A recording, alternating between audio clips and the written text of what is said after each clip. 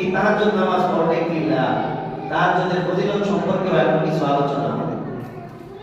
তাহাজ্জুদ নামাজ মানুষের আমল নামার মধ্যে যে গুণাগুলি আছে এই গুণাগুলিকে ধ্বংস করে দেয়। সুবহানাল্লাহ পড়ে। শুধু তাই না, এই তাহাজ্জুদের সালাত আদায় করা এটা হলো নেককারদের একটা অভ্যাস। সুবহানাল্লাহ পড়ে। যে ব্যক্তি নিয়মিত তাহাজ্জুদ আদায় করে, তাহাজ্জুদের গুরুত্ব যার নিকটে আছে, বোঝা গেল সে আস্তে আস্তে নেককারদের কাতারে চলে গেছে। সুবহানাল্লাহ।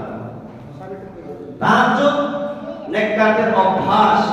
তাহাজ্জুদ মানুষের পাপ মোচনকারী। তাহাজ্জুদ মানুষকে গুনাহ থেকে বিরত রাখে, বাধা দেয়। যেই লোক এই রাত্রিবেলায় রাতের শেষ প্রহরে তাহাজ্জুদের সালাত আদায় করে, এই তাহাজ্জুদ নামাজের ভিতরে এত পাওয়ার আল্লাহ তাআলা দিয়ে দিয়েছে যে এই তাহাজ্জুদ নামাজের বরকতে ওই ব্যক্তি আস্তে আস্তে গুনার কাছ থেকে দূরে সরে আসে এবং অতীতে যে গুনাহগুলি করেছিল সবগুলি গুনাহ আল্লাহ তাআলা ক্ষমা করে।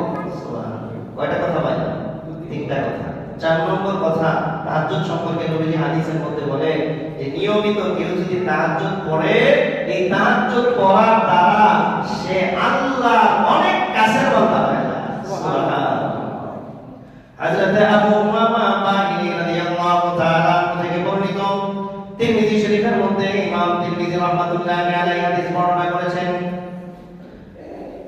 হযরত আবু উমামা বাহিনী রাদিয়াল্লাহু তাআলা বলেন, قال رسول الله صلى الله عليه وسلم عليكم بقيام الليل فإنه دأب الصالحين قبلكم وقربة إلى ربكم ومكفرة للسيئات ومنهاة عن الإثم.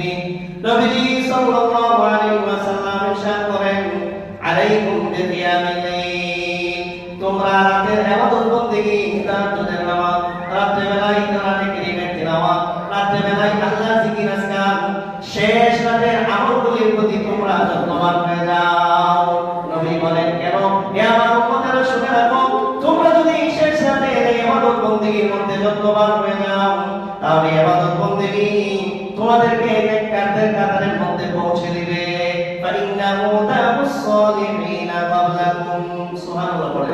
সুবহানাল্লাহ। এই নিয়মিত যারা তাহাজ্জুদ করে, আল্লাহ নবী বলেন এটা হলো নেককারদের অভ্যাস। তাহলে আমি নিয়মিত যদি তাহাজ্জুদ করার তৌফিক আল্লাহ তাআলা আমাকে ইনায়াত ফরমান, বোঝা গেল আমি নেককারের কাতারে পৌঁছে গেছি। সুবহানাল্লাহ। নবীজি বলেন, ওয়া কুরবাতুন ইলা রাব্বিকুম, শুধু তাই নয়, নেককাররা শুধু নেককারের কাতার মধ্যে যখন নাম উঠে যায়, ওই মানুষটা তখন আর আল্লাহর রহমত থেকে দূরে থাকে না। তাহাজ্জুদের নামাজ আদায়ের মাধ্যমে নেককারের লিস্টের মধ্যে যখন নাম উঠে যায়, ওই ব্যক্তিকে আল্লাহ নিজের আপন মানুষের কাছের মানুষ বানায় দেন। আল্লাহর নৈকট্য অর্জন হয়ে যায় তাহাজ্জুদের সালাতে।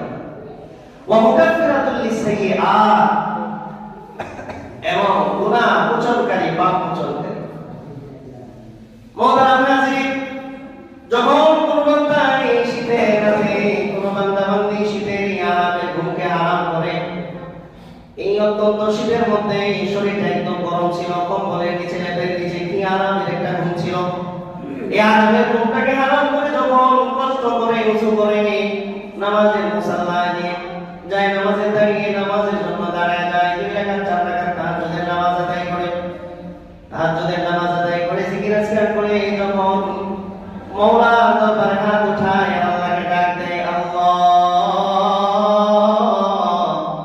আমি গুনাহগার, তুমি গাফফার।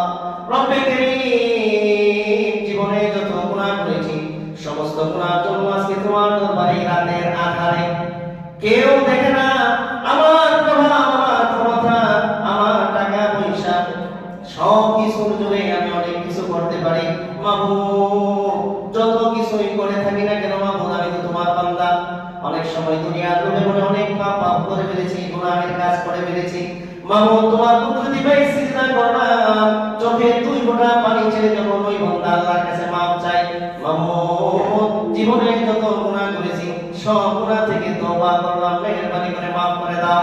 আমার নবী বলেন, গুনাহ মাফ চাইতে দেরি হবে, ওই চোখ থেকে বের হওয়া পানিটা চোখ পার হয়ে গালে লাগা লাগে